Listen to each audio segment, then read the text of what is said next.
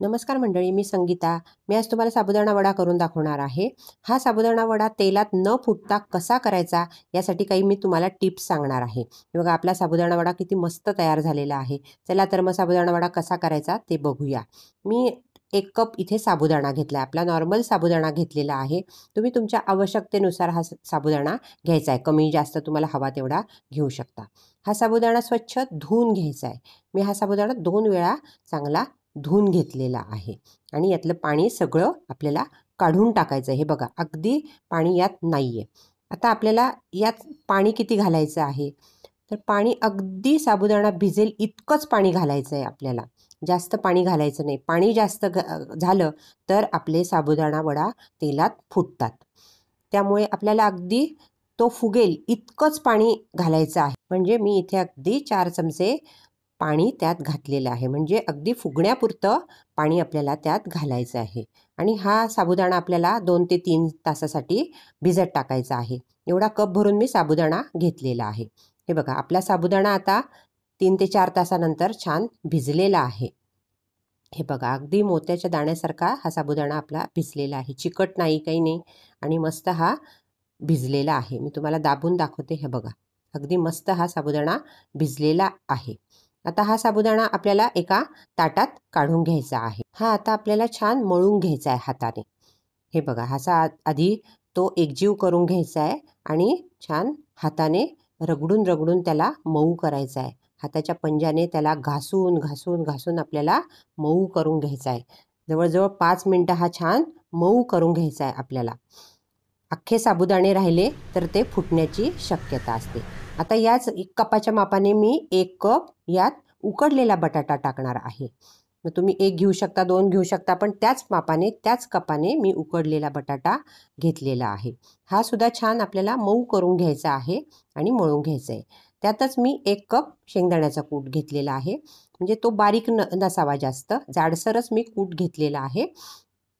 त्यातच टाकायचं आहे आपल्याला हिरवी मिरची, जिरं, कढीपत्ता, कोथिंबीर आणि हिरवी मिरची. हे सगळं मी वाटून घेतलेलं आहे. किंचित मी त्यात मीठसुद्धा घेतलेलं आहे.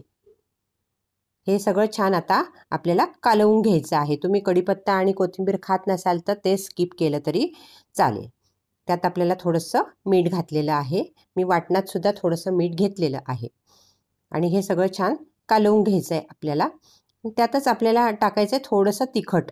रंगासाठी मी तिखट टाकलेलं आहे. बॅडगी मिरचीचं तिखट आहे. तुम्ही हे त्यात कालवायचं आहे आणि छान एकदा मळून घ्यायचं आहे. किंचित मी चवीसाठी साखर घातलेली आहे. तुम्हाला आवडत असेल तर साखर ॲड करू शकतात, नाही घातली तरी काही हरकत नाही. हे छान आता कालवून घ्यायचं आहे, एकजीव करून घ्यायचं आहे. आपला असा गोळा तयार झालेला आहे. आता आपण याचे वडे तयार करून घेऊया. सारख्या आकाराचे आपण वडे तयार करून घेऊया. हे बघा, हे अतिशय सुंदर झालेलं. आपण यात पाणी वापरलेलं नाही आहे, तेल वापरलेलं नाही आहे, तूप वापरलेलं नाही आहे. हे अगदी छान आपले वडे तयार होतात. हे आता वडे तयार करून घेतलेले 13-14 वडे आपले या मापाने तयार झालेले आहेत. आता हे आपल्याला तळून घ्यायचे आहेत. इथे तुम्ही तेलाचाही वापर करू शकतात किंवा तूपसुद्धा घेऊ शकतात. मी इथे तेल घेतलेलं आहे. आता आपल्याला वडे तळून घ्यायचं आहे.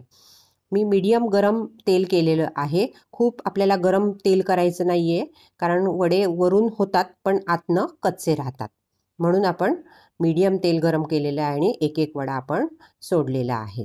हे बघा, अगदी बिनधास्त हे वडे तुम्ही तळू शकतात. उडण्याची भीती नाही, फुटण्याची भीती नाही, कारण आपण साबुदाणा छान हाताने रगडून रगडून छान मऊ करून घेतलेला आहे.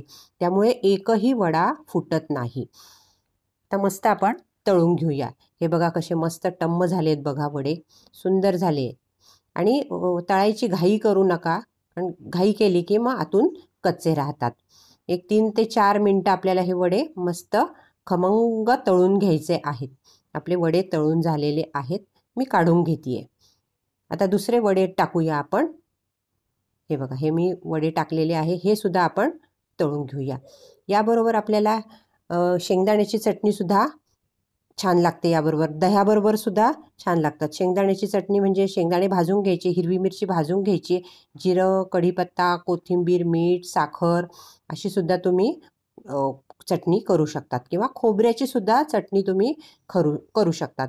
ओलं खोबरं, हिरवी मिरची, आलं, जिरं, मीठ साखर, कढीपत्ता, कोथिंबीर तुम्ही खात असाल तर ते टाकू शकतात. मस्त ही बारीक वाटून घ्यायची आहे चटणी. याबरोबर तुम्ही खाऊ शकतात. नुसते वडेसुद्धा खाऊ शकतात किंवा चटणीबरोबर सुद्धा खाऊ शकतात, दह्याबरोबर सुद्धा खाऊ शकतात. मस्त हे वडे तयार होतात. हे बघा, हे वडे टम्म फुगून तयार झालेले आहेत. आपण तेलात वडे टाकल्यानंतर त्या वड्यांवर झाऱ्याने थोडंसं तेल टाकायचं आहे. त्यामुळे वरूनही छान टम्म फुगतो तो वडा. हे बघा, हे असं तेल टाकायचं आहे किंवा हे वडे झाऱ्याने जरा तुम्ही दाबण्याचा प्रयत्न केला तरी अजिबात फुटणार नाही. कारण आपण मस्त पीठ ते मळून मळून तयार केलेलं आहे, त्यामुळे फुटण्याची अजिबात भीती नाही आहे. तुम्ही अगदी किलो सुद्धा हे वडे करू शकतात. हे बघा, काही एकही फुटलेला नाही आहे. हे वडे आपल्याला मीडियम गॅसवर असे छान तळून घ्यायचे आहेत. हे अगदी नवशिकणारे लोकंसुद्धा छान पद्धतीने करू शकतात. न घाबरता हे वडे करू शकतात. अजिबात एकही वडा फुटायची भीती नाही आहे. आपले सगळे वडे आता तळून होत आहेत. मस्त खमंग तळून झालेले आहेत आपले वडे. आपले कुरकुरीत वडे तयार आहेत. हे बघा, हे मी तुम्हाला दाखवते. बघा किती सुंदर झालेले आहेत वडे.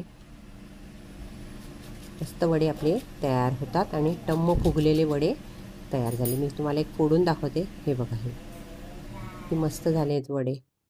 चवीला पण खूप सुंदर झालेलं आहे. आपणही नक्की करून बघा, खाऊन बघा आणि आपल्या प्रतिक्रिया मला नक्की कळवा. माझ्या व्हिडिओला लाईक करा, शेअर करा आणि चॅनलला सबस्क्राईब करा. धन्यवाद.